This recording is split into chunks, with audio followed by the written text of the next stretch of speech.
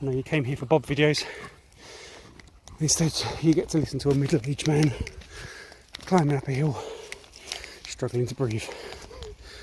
Please allow me to catch my breath. There's a dog just barked that way. Bob sprinted off towards him until I called him and told him to stop. Okay, you want some water? Don't drink that. Muddy puddles. Come here, Bob. I'll give you some water. I'm just giving him some water, and he's finished all of his water. But leave the puddles alone, mate. Come on, you don't know what's in those. God, look how much I'm sweating. It's not even that hot, but I guess it creeps up on you. We're almost home anyway, but yeah, I finished Bob's water. Bob, come here. Are they friendly? Cool. Okay, say hello. Bob was just playing with the Dalmatians. One of them friendly, one of them was a bit growly. But look at Bob in the mud. Whatever happened to Citybob, where you used to not like the mud? But this tree was funny. This was one of the first trees we kind of crossed when we first came out to explore this area, and Bob didn't know how to get over the tree. It was really funny. I stepped over it and he tried to jump it and just couldn't get over it and didn't realise he can walk underneath it. And I had to teach him and train him to walk underneath things like that. But yeah, you can kind of see this dip here. Again, it's not the steep bit, it's further down. It's still a bit of a steep dip, climb, hill, whatever you want to call it. But we'll walk further down and I will show you what I mean, which I think I've showed you in previous videos anyway. Let's go and have a look now. Come on, bud. Okay, go. Yes, I'm going over. You can go under. You remember that? Can you get out of the mud? Oh, country Bob. Come on.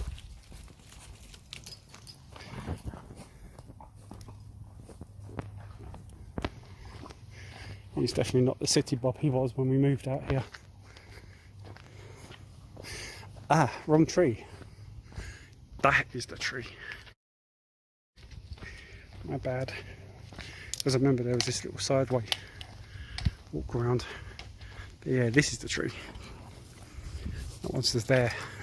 This is the tree he didn't realise he could walk underneath.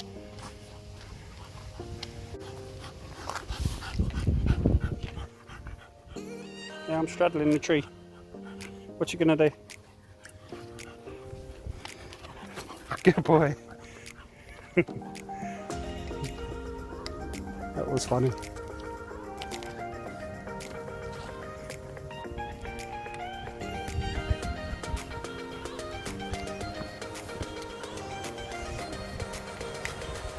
I'm going to come out of the forest now anyway, but there are some steeper. Check out my other videos for the really steep hills. But for now, I'm going to head back.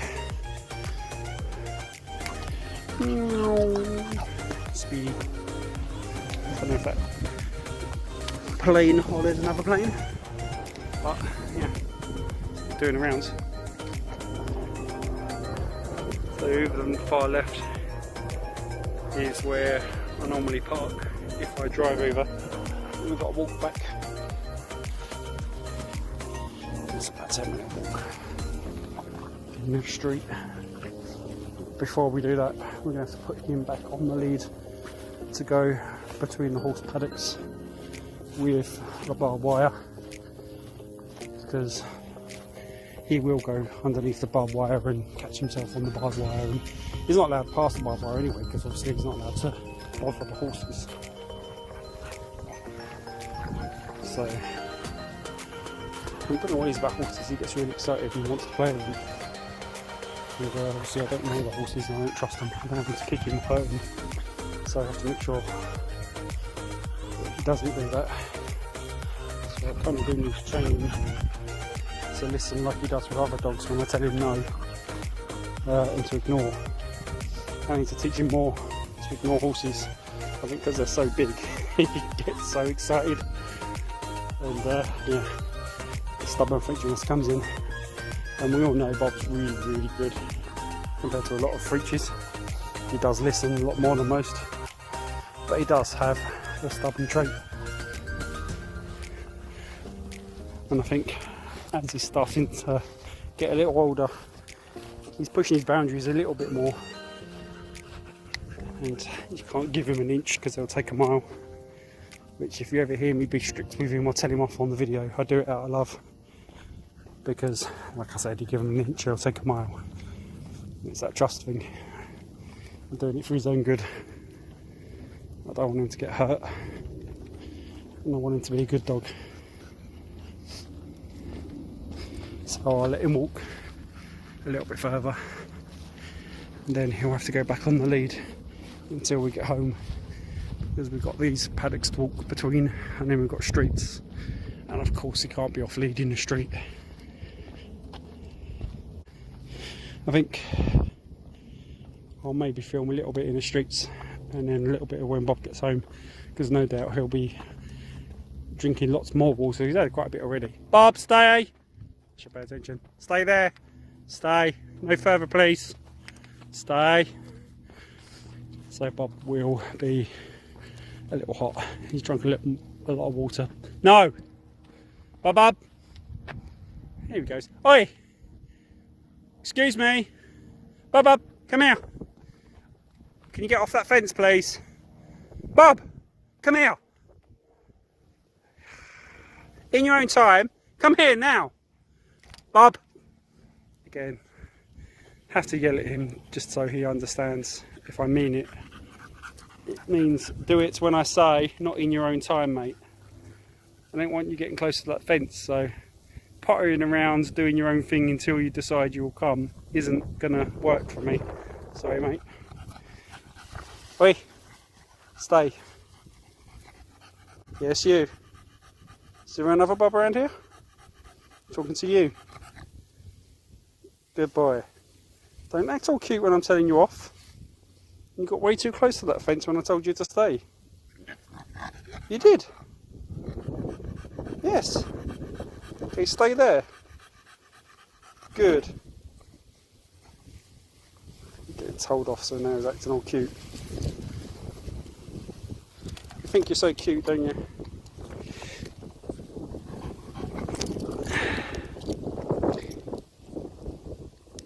You do things on my time, not your time, please. Okay, we're going to walk with a loose lead home. We're not going to have any of this pulling malarkey. And I'm going to talk a little bit more about why I yell at you, so people don't think I'm just a meanie. Thank you for walking loose lead. So, yeah, like I said before, you know, when I yell at Bob, you yell at him because he has to understand there's a danger or there's a problem. He understands when I'm yelling that I actually mean it and I'm being strict, because I don't want him to get caught on this barbed wire. I don't want him to hurt himself or cut himself. No, leave it. So I can do a loose lead because I told him to leave it. Come away. Good boy. Straight to the other side. No, leave it. But he understands now. Good boy. Okay, come on. Good boy. Okay, let's walk. Okay, come on. Good. Every post, mate. No. No. Come on. Can we walk in the middle? I know he doesn't understand in the middle. Let's see how well he does. No.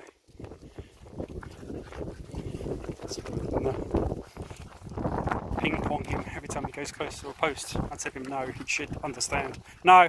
No. It's a long video today, and a lot of it's me yelling and shouting, so it's probably a different side. No, leave it. Leave it. You get to see why Bob behaves, because I don't like to yell on camera, and I don't like to yell in general, ever. But that's why Bob behaves himself, because he doesn't like being yelled at. So sometimes you kind of have to be a bit louder to teach him. If you say something, you really, really mean it. Some dogs coming in, some people, so let's just come off.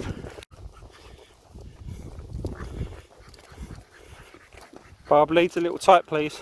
loose. Loose lead.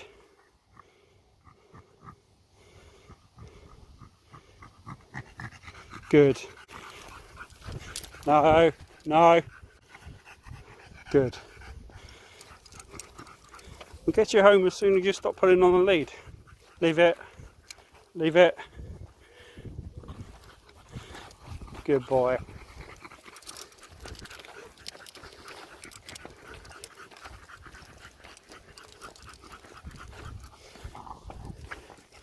Yeah, I'll get you some more water. You drunk all your water I brought you.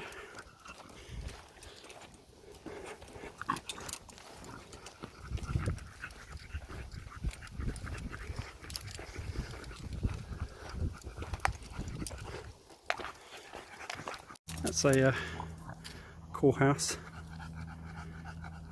The vines. Okay, come on, bud. Good boy. You can sniff that if you want to, though. I'd stay off those thorns if I was you. Look. Good boy. Leave it. Good. Good boy. You felt the lead go taut in the slows. Good, much better. I'm happy. Good boy. See, this is how we should walk. Well, I prefer you were next to me rather than in front.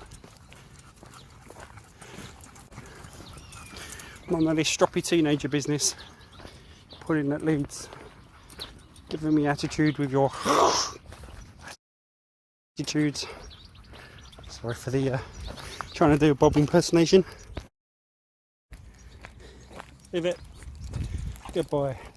Here we are. Almost at the road.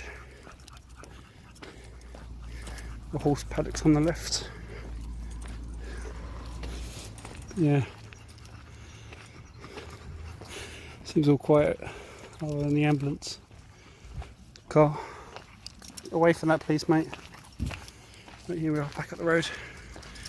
And we've got a few minutes walk back to the house.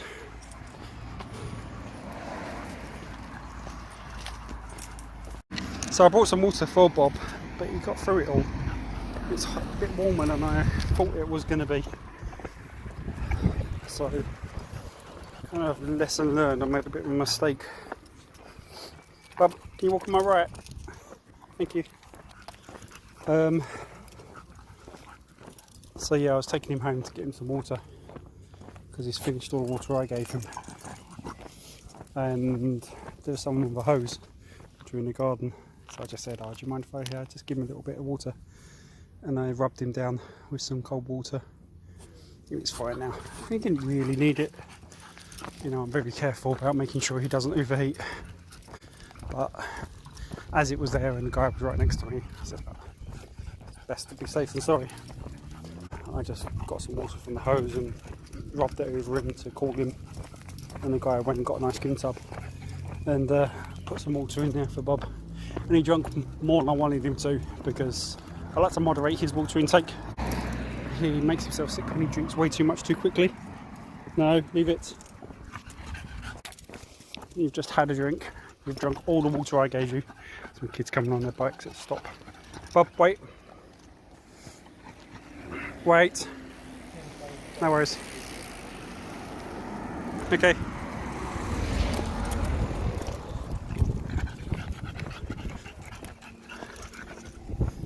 I am considering asking the vet, come on mate, let's get home, to look at his nose and his breathing, because he's always been fine, but he's getting out of breath a lot more than he used to, and I think it's because as he's gotten older, his face has grown into his adult face, and his nostrils have closed up slightly, and it's a French trait, and it's unfortunate. But I don't think the operation is that intrusive. I think he'll be okay. But I'd rather have it done and have him happy, comfortable, than have him struggling. And this one was better for Bob, so I might talk to the vet about having that done so he can breathe better. Look how well he's walking now. Cut loose lead. Yep, he feels it get tight and he slows. It's a well-behaved dog. There's a helicopter this time, it's not a plane. But yeah, I'll probably end the video here for the street. Sounds like I'm back in the street. Pick it up again when we get home. Just a brief little video of Bob chilling, as I know he'll flop and have a nice sleep. So pick this up at home. Come on, bud.